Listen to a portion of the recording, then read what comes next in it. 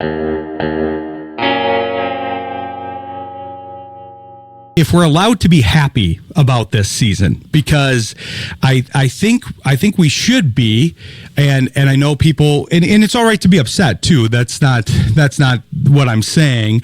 It's more so that it's basically all or nothing in fandom in general. It's like, if we don't win the championship, then we're upset. But I would say with this roster and what happened over the course of the season, losing 2 starters, having all the issues that they did, all those cold bats, especially in the playoffs, there were a lot of things that went wrong. And it's funny to be second guessing Hinch and wanting to fire Hinch. Mike was talking about that at the beginning of the show, that there's there's some issues with Hinch, and maybe they're going to fire him. That's all preposterous to me. The Tigers were lucky to get him. They only got him because of the Houston thing, what happened there, and not being able to stay employed at Houston, and kind of having to go a rung down and work for a lower regarded team like the Tigers, which they were at the time. That's not an insult, but having to work his way up. I talked to a lot of fans that thought he was going to leave after he kind of righted the ship for himself and the Tigers. And then obviously he stayed and has done an unequivocally great job there, and he's been very good. He's turned this roster around. He's turned the team around along with Scott Harris. So it's just interesting to me, with a lot of things going wrong. I feel like this is about where they should have gone out in the playoffs. I don't know what their chances would have been against Toronto.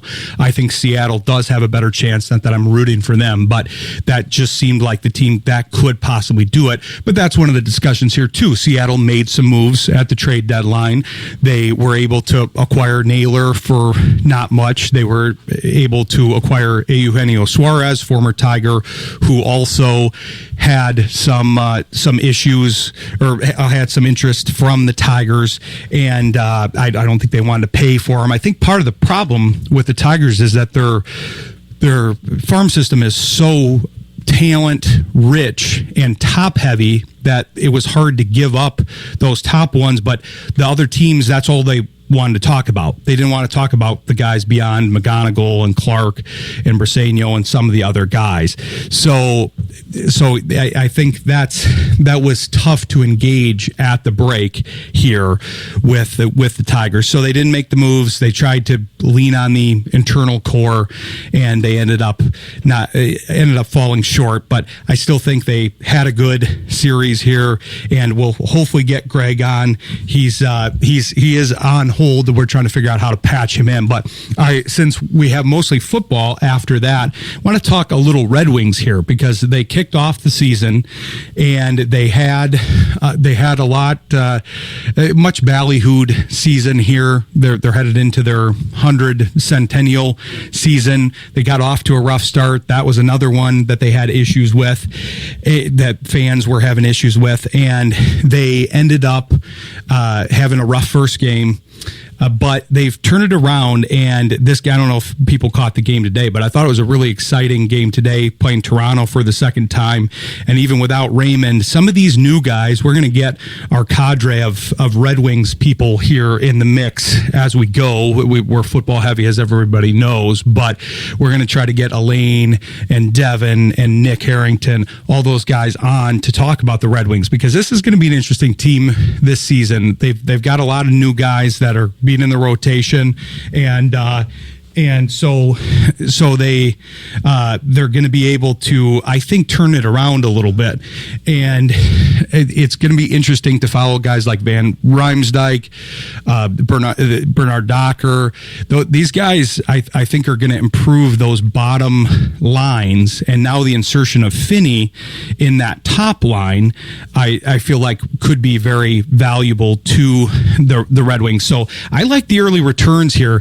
The interesting thing think to me with the early returns from the guys that they've acquired is Gibson was supposed to be the guy that was going to have the most impact. He's only started the one game. He got pulled from that game, and now Talbot started the other two. He came on in relief, and he had a great game here this game today. He almost pitched a shutout, made some amazing saves, and so I'm curious if he's going to toggle more as goalie 1A unless Gibson can kind of get up and running. It's early in the season, of course, so I'm curious how that's going to go. The other thing that we're going to be talking about more is the Pistons here, because they're looking good so far in the preseason. I think these new additions that these new additions that they've got in the mix are going to, I think, add a lot to the team.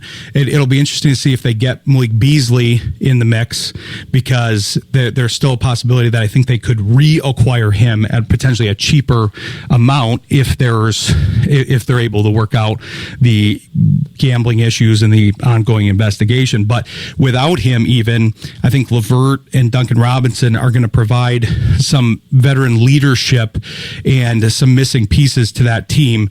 Everybody's been clamoring for a secondary ball handler. I think Ivy's going to fill a lot of that for the Pistons, but I think Levert coming off the bench will be able to score, be a secondary ball handler, do a lot of the things that people have been asking for from, say, a third point guard from the bench, from a position where he can be in more of a sixth man role. And so you've got Duncan Robinson also in the mix. He's, I think, going to be more of a direct replacement for Beasley. I think we've talked about this with some of the people, Bryce Simon, some of the other basketball experts that we have on the show, how people were very happy with what Malik Beasley did last year, as they should be. When he came in, I don't think anybody expected him to be vying for the 3-point high season total of 3-pointers for last year. And obviously got beat out by Anthony Edwards at the last game. But Duncan Robinson, I think if you said, hey, at the beginning of last year, would you rather have Duncan Robinson or Malik Beasley? I think the answer is Duncan Robinson. I think he creates more gravity towards himself. He's able to get a little deeper. He's able to create more off the dribble. He's able to be a point of attack defender a little bit better than Beasley. Beasley was a good leader for the team. So hopefully Robinson can fill in on that piece of it, because I think Beasley worked very well with this team and was a key part. So taking him out is going to be tough. But as we've referenced many times on the show when talking about the Pistons, they never really played with a healthy Ivy and a healthy Thompson. So I think there's going to be an automatic improvement with Ivy coming back into the fold and having the improvement there and being able to, I mean, he was scoring 17, 18 points a game before he left, and he was just kind of hitting his stride. So there's a lot to look forward to here in the Detroit market, where I know we didn't have a great weekend overall. So I know Michigan didn't do too well. Michigan State didn't do too well. Indiana, my alma mater, did well, but that doesn't help anybody in this market. But they're still one of the surprise teams of this year here in the stacked Big Ten. Penn State flipped all around. I'm excited to get somebody like Robert Bondi on the show to talk Big Ten, because they have a lot of different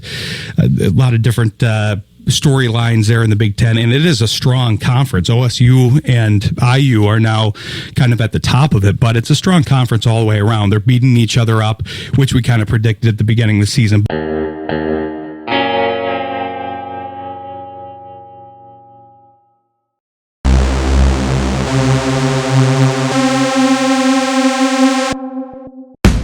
Sports Intel with Ryan Walsh is brought to you by Mary Freebed, Collectible Insurance Services, West Michigan Eye Care Associates, Eric Hall, DDS, Calder Financial Group, Grand Management, Rydan Investments, JH Realty Partners, and Encore Business Group. Sports Intel with Ryan Walsh airs live Monday nights, 7 p.m. Eastern on Jethro.fm. Stay informed and stay vigilant.